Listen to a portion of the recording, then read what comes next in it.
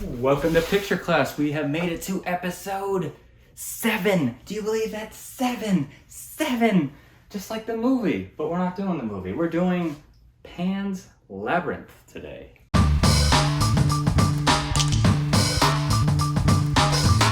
It has a 95% on Rotten Tomatoes based on the critics, 91% based on the audience scores, 8.2 on the Internet Movie Database. It stars Ivana Banquero, I probably fucked that name up, Maribel Verdú, Sergey Lopez, and of course the Silver Surfer himself, Doug Jones. It is Guillermo Del Toro's 6th directed film, as well as his 3rd Spanish language film. He had previously done Cronos in '93, Mimic in '98, Devil's Backbone in 2001, which I'll get more to in a second, Blade 2 in 2002, and Hellboy 2004, which brings us to, I didn't write the year, but 2006's Pan's Labyrinth. It has 3 Oscar wins for production design, cinematography, hair and makeup design as well. Guillermo Del Toro is one of my favorite directors to talk about film. If you've never seen an interview with him, just watch and listen. He is just amazing to listen to. He has a separate man cave house, which he calls the Bleak House, which he has a lot of artistic things. Every book he's ever bought or read, he also has a lot of different sculptures, and each item in that house means the same. It means a great deal to him. He also happens to be a huge fan of Phantom of the Paradise, which we covered here in episode 4, and he even did a 2-hour interview with Paul Williams on the DVD, the British DVD, which I think they ported over to the Scream Factory. So it was Arrow in the UK, Scream Factory here. If you don't know what that means, you're not a DVD nerd, so be happy about that. Former DVD nerd here.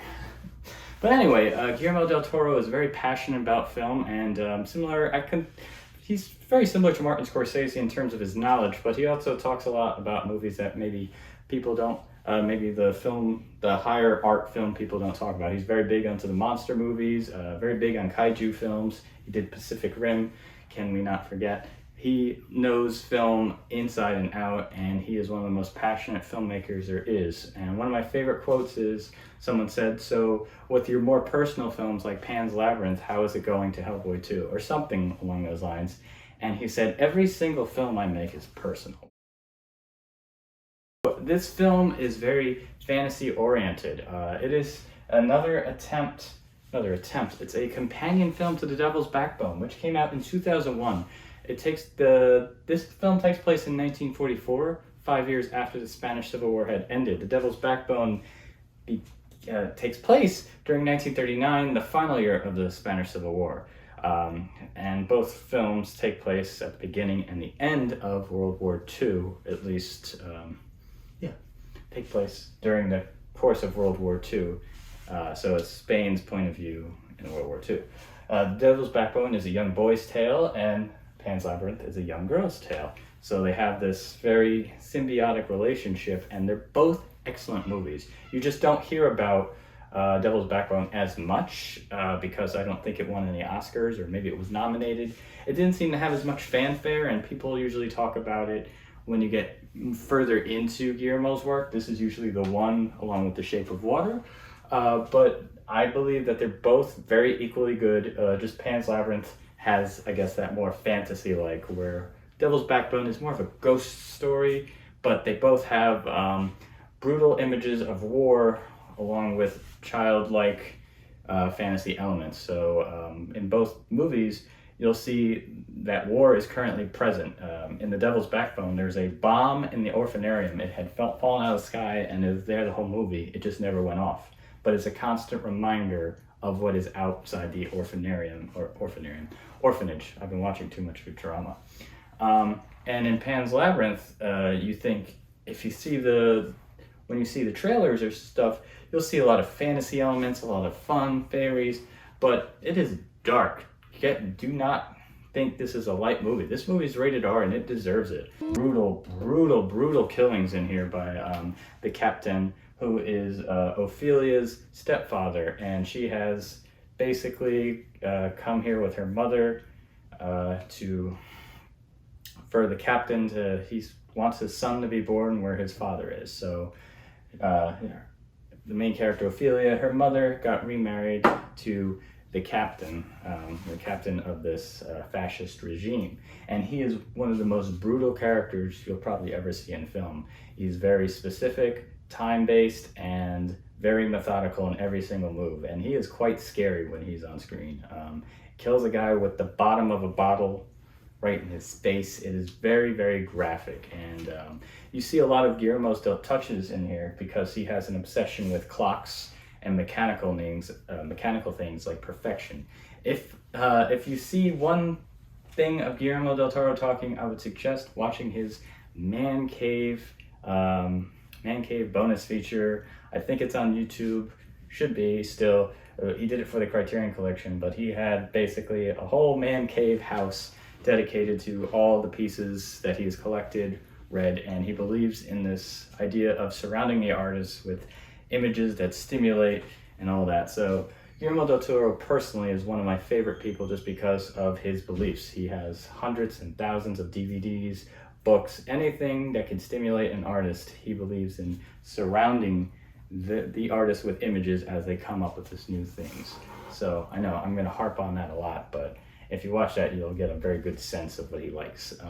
This movie features some very beautiful CGI. I said beautiful CGI. I said it because there's an underworld, and then it's got an Alice in Wonderland feel to it, but of course a little darker edge, and she's not in Wonderland the whole time. She will have to go back and forth in between doing tasks to prove herself to be the long-lost princess of this underworld and dealing with the brutal, harsh realities of being in a wartime setting, especially with the very brutal stepfather that she has, who is, upon her first meeting, does not give her any love or empathy.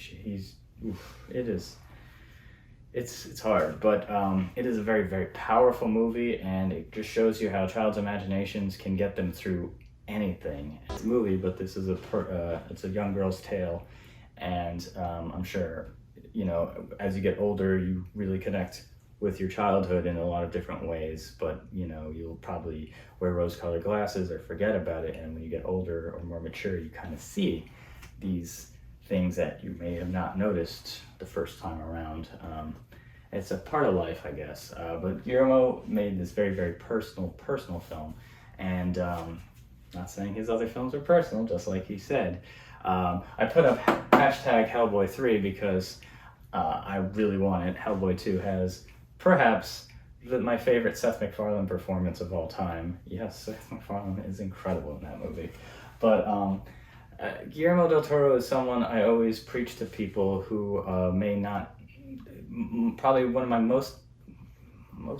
my favorite modern filmmaker that, in terms of his passion, just in terms of passionate, because, you know, I'm also a huge Wes Anderson fan, so I could talk all day about him as well, in terms of people making current movies, you know, as of today, and their filmography is a little more recent versus, you know, 70s, 60s, 50s, 40s. But Guillermo del Toro continues to push the envelope. A lot of his ideas, unfortunately, don't always happen. He was supposed to direct The Hobbit, and he had been working on it for 2 years, and then eventually he left. As soon as Peter Jackson signed his name, the movie was greenlit. So if Guillermo del Toro had done The Hobbit, I would expect a much different movie than we got. I'm not saying it would have been better, but it would have been very, very different. Guillermo del Toro had been trying to make The Mountains of Madness and The Mouth of Madness. Oh my God, the author's name is escaping me. Lovecraft, H.P. Lovecraft. He's been trying to do this for years and years. I believe he's had support from James Cameron, and a lot of people want him to make this film. Unfortunately, the budget's not always there. And Guillermo is just so much love and passion in this guy. And if you see any of his films, you can see that. And he also uses monsters, digital effects. He uses it so very well that it never seems cheap or hokey. And then it's just his imagination and his eyes guide you into like his beautiful worlds. So I'd have to say Pan's Labyrinth might be a better looking film in terms of just pretty visuals than Devil's Backbone. And I really can't recommend it enough.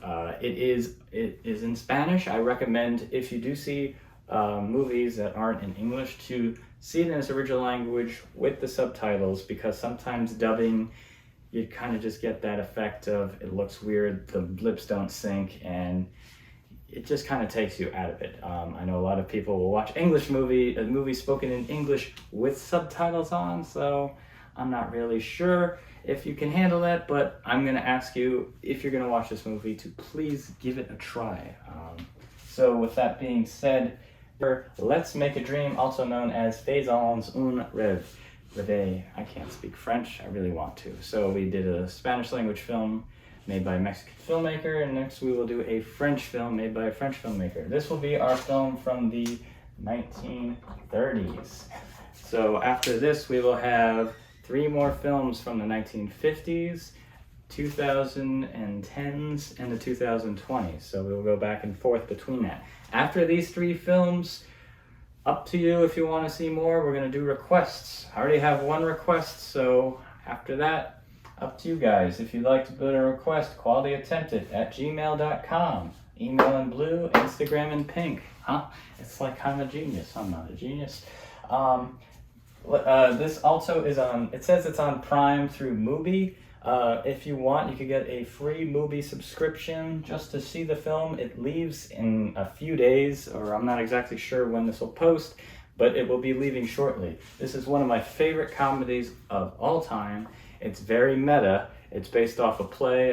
Sacha Guitry is just hilarious. If you could think of someone talks almost faster than I am talking right now in the 1930s while breaking the 4th wall. So think of a sex comedy, Deadpool style, 1936. If that doesn't make you want to watch the movie, I don't know what on earth you'd want to watch. I mean, come on, this guy is hilarious. So give us a like if you like this video. Give us a subscribe. Thank you so much for watching, and we'll see you next time.